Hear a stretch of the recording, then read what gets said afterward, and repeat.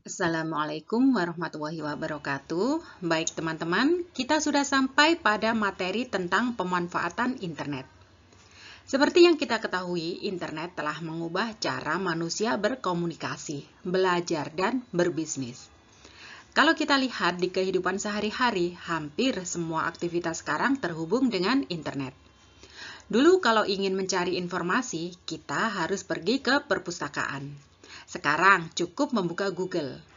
Dulu, kalau ingin berkomunikasi jarak jauh harus lewat surat atau telepon mahal. Sekarang cukup menggunakan WhatsApp atau video call.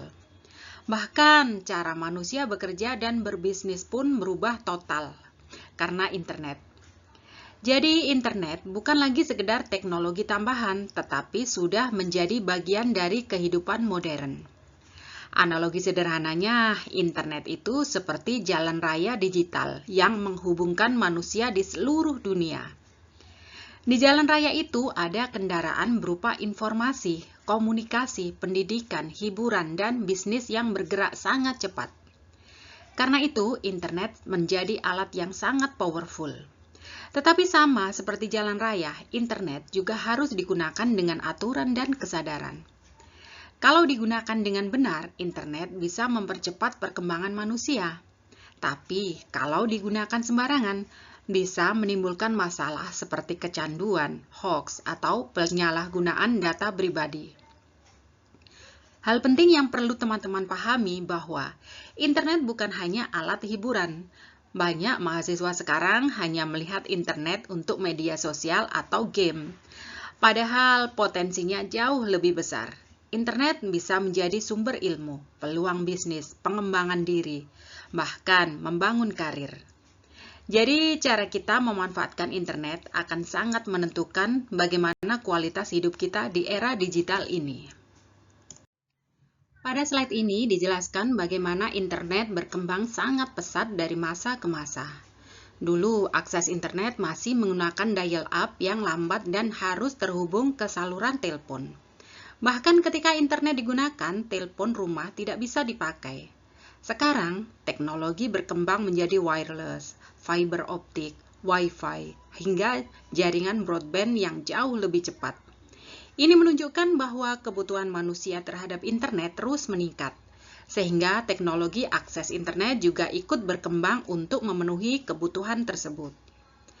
Selain media akses, perkembangan internet juga terlihat dari kontennya. Dulu internet hanya digunakan untuk email dan chatting sederhana. Sekarang muncul Google, media sosial, video streaming, marketplace, dan berbagai platform digital lainnya. Bahkan, perkembangan smartphone seperti Android dan iPhone membuat internet menjadi semakin dekat dengan manusia. Kalau dulu internet hanya bisa diakses lewat komputer di warnet, sekarang semua orang bisa mengakses internet kapan saja melalui smartphone di genggaman tangan. Analogi sederhananya, internet dulu seperti jalan kecil yang hanya dilalui beberapa kendaraan. Sekarang berubah menjadi jalan tol super besar yang dipenuhi jutaan aktivitas digital setiap detik. Yang menarik adalah perkembangan internet sebenarnya juga mengubah perilaku manusia. Sekarang orang lebih cepat mendapatkan informasi, lebih mudah berkomunikasi, dan lebih praktis melakukan berbagai aktivitas. Tetapi di sisi lain, manusia juga menjadi sangat bergantung pada internet. Coba bayangkan kalau internet mati satu hari saja, banyak aktivitas pasti langsung terganggu. Dari sini kita bisa melihat bahwa perkembangan internet bukan hanya soal teknologi, tetapi juga perubahan pola hidup manusia modern. Pada slide ini kita belajar tentang domain, yaitu sistem penamaan atau alamat sebuah website. Kalau website diibaratkan rumah, maka domain adalah alamat rumahnya. Tanpa alamat, orang tidak akan tahu bagaimana cara menemukan rumah tersebut. Begitu juga di internet. Domain membantu pengguna menemukan website dengan mudah tanpa harus menghafal angka IP address yang rumit. Misalnya, kalian lebih mudah mengingat nama google.com dibanding harus mengingat deretan angka server Google kan? Nah, di materi slide ini, dijelaskan ada 3 tingkatan domain, yaitu GTLD, Second Level Domain, dan lower level domain atau subdomain. GTLD adalah domain umum seperti .com, .org, .edu, atau .gov. Second level domain contohnya .co.id atau ACID yang sering digunakan di Indonesia. Sedangkan subdomain adalah bagian tambahan seperti blog.namawebsite.com, seperti itu. Contoh sederhananya seperti alamat rumah, ada negara, kota, jalan, hingga nomor rumah yang membuat lokasi menjadi lebih spesifik dan mudah ditemukan. Yang perlu dipahami teman-teman adalah domain bukan hanya sekedar nama website, tetapi juga identitas digital. Dari domain saja kita bisa menebak jenis suatu website. Misalnya, .acid biasanya digunakan institusi pendidikan. .co.go.id digunakan pemerintah dan .co.id digunakan perusahaan. Jadi, domain membantu menciptakan keteraturan di dunia internet agar pengguna lebih mudah mengenali dan mempercayai suatu situs web. Pada slide ini, kita mulai membahas tentang domain khusus yang digunakan di Indonesia.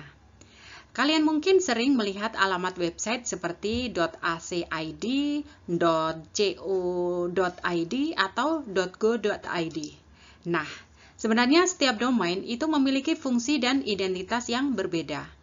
Misalnya, .ac.id digunakan untuk institusi pendidikan seperti universitas. .co.id digunakan perusahaan, .sch.id digunakan sekolah, dan .go.id digunakan instansi pemerintahan. Jadi domain bukan hanya sekedar nama, tetapi juga menunjukkan siapa pemilik website tersebut. Di slide ini juga dijelaskan bahwa untuk mendapatkan domain tertentu, ada syarat administrasi yang harus dipenuhi, seperti KTP, surat izin, atau dokumen lembaga. Artinya tidak semua orang bisa sembarangan menggunakan domain tertentu. Analogi sederhananya seperti plat nomor kendaraan dinas. Kendaraan pemerintah memiliki kode khusus agar mudah dikenali dan dipercaya masyarakat. Begitu juga dengan domain internet. Struktur domain membantu menciptakan keteraturan dan meningkatkan kepercayaan pengguna terhadap suatu website. Hal penting yang perlu Anda pahami adalah domain berkaitan erat dengan identitas digital dan profesionalisme. Ketika sebuah institusi menggunakan domain resmi seperti .ac.id atau .go.id, maka masyarakat akan lebih percaya karena domain tersebut sudah melalui proses verifikasi. Jadi di era digital sekarang, domain bukan hanya alamat website, tetapi juga bagian dari branding dan kredibilitas sebuah organisasi atau institusi. Pada slide ini kita membahas tentang hosting. Kalau domain adalah alamat rumah, maka hosting adalah tanah dan bangunan tempat website itu disimpan. Jadi website tidak bisa berjalan hanya dengan domain saja, tetapi membutuhkan hosting sebagai tempat menyimpan file, gambar, video, dan seluruh data website. Di slide ini dijelaskan beberapa jenis hosting berdasarkan biaya, klien, dan lokasi server. Berdasarkan biaya, ada free hosting, trial hosting, dan paid hosting. Free hosting biasanya gratis, tetapi fiturnya terbatas. Paid hosting berbayar, tetapi lebih stabil dan profesional. Berdasarkan klien, ada shared hosting, VBS, dedicated hosting, dan cloud hosting.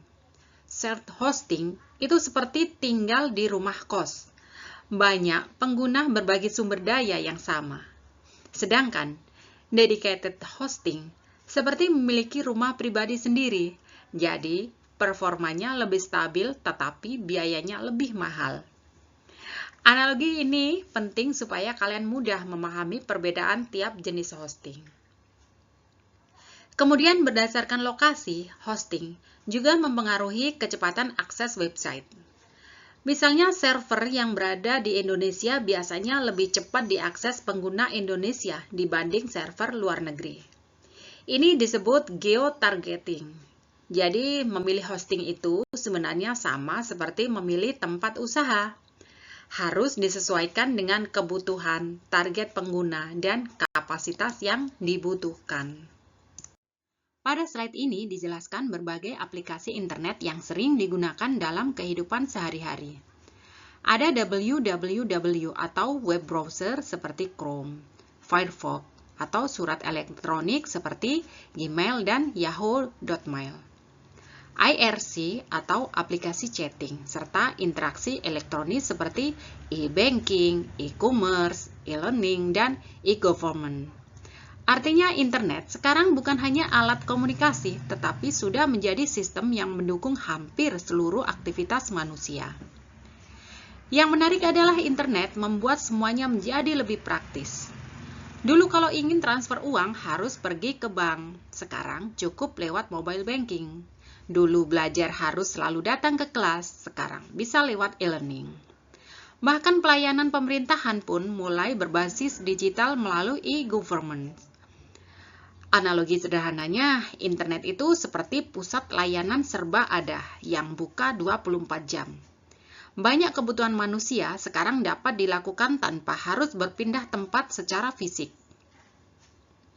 Di slide ini juga dijelaskan tentang provider atau ISP, Internet Service Provider, yang menjadi penyedia layanan internet. Tanpa ISP, kita tidak bisa terhubung ke internet. Analogi sederhananya seperti perusahaan listrik yang menyalurkan energi ke rumah-rumah. Bedanya, ISP menyalurkan koneksi internet agar perangkat kita bisa terhubung dengan jaringan global. Jadi ketika kita membuka YouTube atau Google, sebenarnya ada proses besar di belakang layar yang melibatkan jaringan provider internet tersebut. Pada slide ini, kita membahas sesuatu yang terlihat sederhana tetapi sangat penting dalam dunia digital, yaitu user ID dan password. User ID atau username adalah identitas pengguna dalam sebuah sistem, sedangkan password digunakan untuk memverifikasi bahwa pengguna tersebut benar-benar pemilik akun. Jadi keduanya bekerja seperti pasangan identitas dan kunci keamanan. Kalau dibuat analogi sederhana, user ID itu seperti nama rumah atau nomor kamar hotel, sedangkan password adalah kuncinya.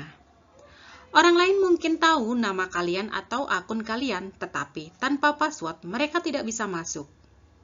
Masalahnya sekarang, banyak orang masih menggunakan password yang lemah seperti tanggal lahir atau nama sendiri, sehingga itu mudah sekali dibobol. Padahal di era digital, akun bukan sekedar akun biasa. Di dalamnya ada data pribadi, tugas kuliah, bahkan akses keuangan. Karena itu penting sekali menjaga keamanan digital. Teman-teman mulai sekarang harus mulai sadar bahwa keamanan akun adalah bagian dari literasi digital.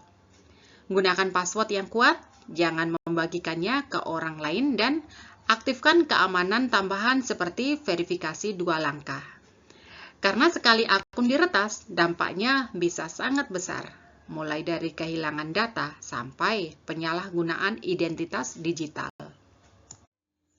Baik teman-teman, pada slide ini kita melihat bahwa internet memiliki pengaruh yang sangat besar dalam sektor ekonomi dan kehidupan kaum muda. Di bidang ekonomi, internet membantu perusahaan menciptakan basis pelanggan, melakukan analisis pasar, menyebarkan informasi, hingga membuka peluang bisnis baru. Dulu sebuah usaha harus memiliki toko fisik agar dikenal masyarakat. Sekarang cukup menggunakan media sosial atau marketplace. Produk sudah bisa dijual ke seluruh Indonesia bahkan dunia. Karena itu, internet menjadi alat yang sangat penting dalam perkembangan ekonomi digital. Kalau kita lihat sekarang, banyak pekerjaan baru lahir karena internet. Ada konten kreator, digital marketer, admin media sosial, streamer, affiliate marketing, hingga bisnis online rumahan. Bahkan banyak orang bisa menghasilkan uang hanya dengan smartphone dan koneksi internet. Contoh sederhananya, internet itu seperti pasar global raksasa yang tidak pernah tutup. Siapa saja bisa masuk, menawarkan jasa atau produk, dan mencari peluang di sana. Karena itu generasi muda saat ini sebenarnya memiliki peluang yang jauh lebih besar dibanding generasi sebelumnya. Bagi kaum muda sendiri, internet bukan hanya untuk hiburan, tetapi juga untuk informasi, komunikasi, dan transaksi. Masalahnya, banyak anak muda lebih banyak menggunakan internet untuk scrolling tanpa tujuan dibanding pengembangan diri. Padahal internet bisa menjadi alat belajar yang luar biasa. Jadi, yang menentukan manfaat internet sebenarnya bukan teknologinya, tetapi bagaimana cara manusia menggunakannya. Pada slide ini dijelaskan bagaimana internet memberikan dampak besar dalam dunia pendidikan dan karya ilmiah. Bagi tenaga pendidik, internet membantu pengembangan profesional dan menyediakan sumber bahan mengajar yang sangat luas. Dosen dan guru sekarang tidak lagi terbatas pada buku cetak saja, tetapi bisa mengakses jurnal internasional, video pembelajaran, dan berbagai sumber akademik dari seluruh dunia. Sedangkan bagi siswa dan mahasiswa, internet membuat proses belajar menjadi lebih cepat dan fleksibel. Kalau dulu teman-teman harus pergi ke perpustakaan untuk mencari referensi, sekarang cukup mengetik kata kunci di Google Scholar atau repositori jurnal, ribuan referensi langsung muncul. Contoh sederhananya internet itu seperti perpustakaan raksasa yang buka 24 jam dan bisa diakses di mana saja. Karena itu internet sebenarnya membuka kesempatan belajar yang sangat besar bagi siapa saja yang mau memanfaatkannya. Tetapi di slide ini juga disinggung tentang plagiarisme dan etika penggunaan internet. Nah, ini penting sekali. Kemudahan akses informasi jangan sampai membuat teman-teman malas berpikir dan hanya copy-paste. Internet seharusnya membantu memperluas wawasan, bukan menggantikan proses berpikir kritis. Jadi teman-teman harus belajar menggunakan internet secara akademis dan bertanggung jawab. Pada slide terakhir ini kita membahas peran internet dalam perpustakaan dan teknik penelusuran informasi. Dulu perpustakaan identik dengan rak buku fisik dan pencarian manual. Sekarang perpustakaan berkembang menjadi perpustakaan digital yang menyediakan jurnal online, repositori, multimedia, hingga layanan elektronik. Artinya, internet membuat akses ilmu pengetahuan menjadi jauh lebih mudah dan cepat.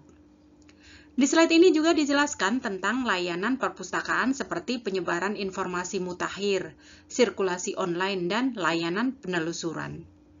Jadi perpustakaan sekarang bukan hanya tempat meminjam buku, tetapi juga pusat informasi digital.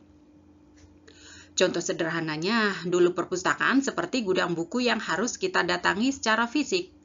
Sekarang perpustakaan seperti portal ilmu yang bisa diakses dari laptop atau smartphone kapan saja. Bagian penting lainnya adalah teknik penelusuran informasi. Banyak mahasiswa sebenarnya bisa menggunakan internet, tetapi belum tentu bisa mencari informasi dengan benar. Kadang asal mencari di Google tanpa mengecek validitas sumbernya. Karena itu, kemampuan mencari, memilah, dan mengevaluasi informasi menjadi keterampilan penting di era digital. Jadi, literasi digital bukan hanya soal bisa menggunakan internet, tetapi juga kemampuan memahami mana informasi yang valid dan mana yang menyesatkan. Oke teman-teman, dari seluruh materi tentang pemanfaatan internet ini, kita bisa melihat bahwa internet bukan lagi sekedar teknologi tambahan, tetapi sudah menjadi bagian penting dari kehidupan manusia modern. Internet mengubah cara kita belajar, bekerja, berkomunikasi, berbisnis, bahkan cara kita mencari hiburan dan membangun hubungan sosial. Dan kita cukupkan materi hari ini. Terima kasih teman-teman, tetap semangat belajar dan gunakan internet dengan bijak. Wassalamualaikum warahmatullahi wabarakatuh.